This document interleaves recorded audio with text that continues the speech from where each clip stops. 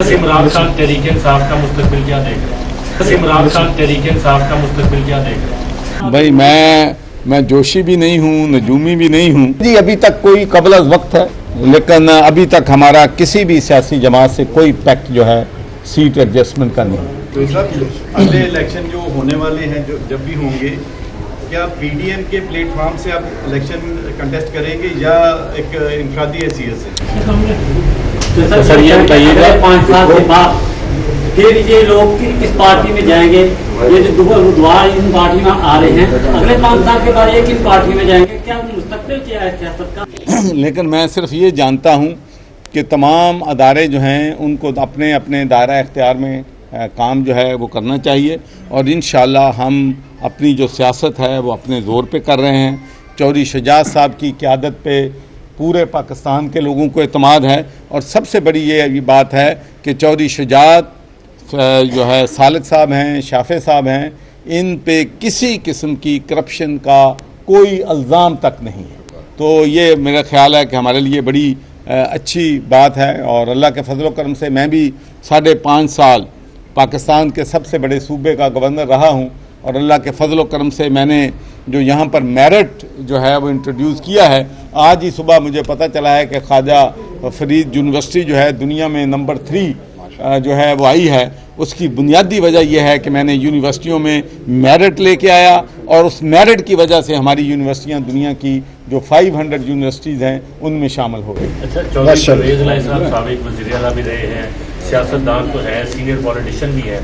आपने कहा चौधरी शाफे, चौधरी शुजात या सालिक पे करप्शन का कोई इल्ज़ाम नहीं है, लेकिन जिस तरीके से चौधरी परवेज़ इलाही पे इल्ज़ाम लगाए जा रहे हैं, या एक मुकदमे से वो बरी होते हैं, दूसरे में गिरफ्तार कर लिए जाते हैं, बतौर सियासतदान आप क्या समझते हैं ये रवायत सियासतदानों के लिए कितनी खतरनाक है? देखिए, पहली बात तो ये है कि मैं तो अकाउंटेबल हूँ अपनी जमात के लोगों का, इसीलिए मैं बार बार ये कहता हूँ कि हमारी जो डिवाइडिंग लाइन है अगले इलेक्शन में, आपने देखा है कि अदालत हो चुकी हैं, पुलिस इन्वेस्टिगेशन नाम की चीज़ कोई नहीं है। बड़े से बड़ा जिसने भी इस मुल्क को लूटा है आज तक किसी को सज़ा नहीं मिली है, और प्रेजेंट सिस्टम में मैं ये देख भी नहीं रहा।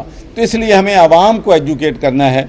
आवाम जो है बिल्कुल जानते हैं कि उनका कौन सा लीडर रिश्वत लेता है, कौन सा लीडर रिश्वत नहीं लेता है, किसने डेवलपमेंट के फंड से पैसे खाए हैं, किसने नहीं खाए हैं। तो हम आवाम को ये मैसेज देते हैं कि अगर हमारी पार्टी का भी कोई कैंडिडेट हो जिसके बारे में वो समझें कि इसने पैसा लिया है, तो उसको भी वोट न दें, क्लीन, और उन लोगों को वोट दें जो सियासत को इबादत समझते हैं, सियासत को तिजारत नहीं समझते। ये बताइएगा कि सरदार तनवीर इलियास ने जंगीर पीर से मुलाकात के बाद आइंदा के सियासी मुस्तकबिल जो है उनके हवाले कर दिए, उनके साथ चलने का बाद आपसे भी मिले थे, आपने ऐलान भी किया था कि वो चौधरी साहब की पार्टी के साथ उन्होंने ज्वाइन। क्या वजह है कि वो आपके साथ नहीं चले मुस्तकबिल? ये तो आप उनसे सवाल पूछें।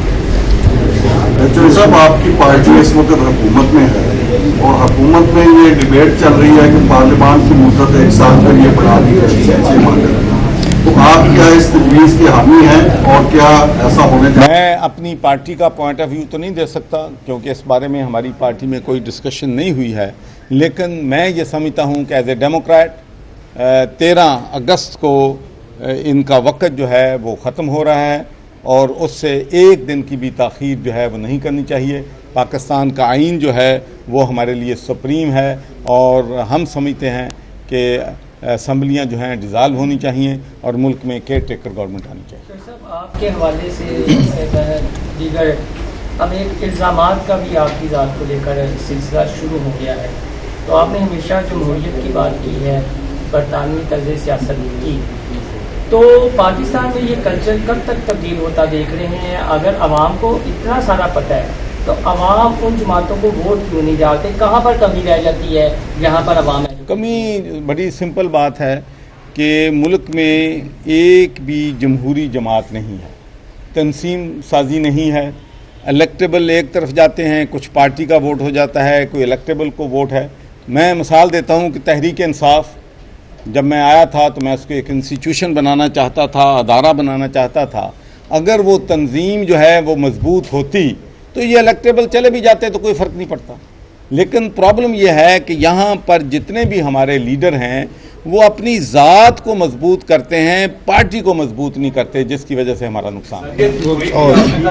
بات نہیں ہے تو اس میں آپ کی کافلیت بھی شامل ہے، اس میں آپ جمہوریت لانے کے لیے کوششیں کریں؟ جی ہم بالکل دیکھیں، ہم جتنے بھی فیصلے ہیں مشاورت سے ہماری پارٹی میں کرتے ہیں، کوئی ایشو بھی ہوتا ہے ہم اپنے ورکر سے لے کے اپنے لیڈران تک سب کے لیے ہمارے دروازے، میں اور شافی صاحب سیکرٹری ہیں، میں ہر روز ہم اپنے دفتر میں بیٹھتے ہیں 8-8 10-10 گھنٹے 12 گھنٹے اپنے ورکر سے ملتے ہیں، پروفیشنل سے ملتے ہیں، اور ہماری ماشاءاللہ سب سے ہمارا جو بڑا چیلنج ہے نا میرے بھائی، بڑا چیلنج یہ ہے کہ ہم اس ملک میں پہلی سیاسی جماعت ہوں گے جو ایک منصوبہ دیں گے، ایک منشور دیں گے، ایک مینیفیسٹو دیں گے کہ ملک کو اس بحران سے کیسے نکالا جا سکتا ہے، اس ملک کی معیشت کو کیسے ٹھیک کیا جا سکتا ہے، اس ملک میں لا اینڈ آرڈر کو کیسے بہتر کیا جا سکتا ہے، اس ملک میں پولیس ریفارمز کیسے بہتر لائی جا سکتی ہیں، اس ملک سے بے روزگاری کیسے ختم کی جا سکتی ہے۔ تو انشاءاللہ آپ دیکھیں گے کہ ہماری جو کمیٹیاں بن رہی ہیں،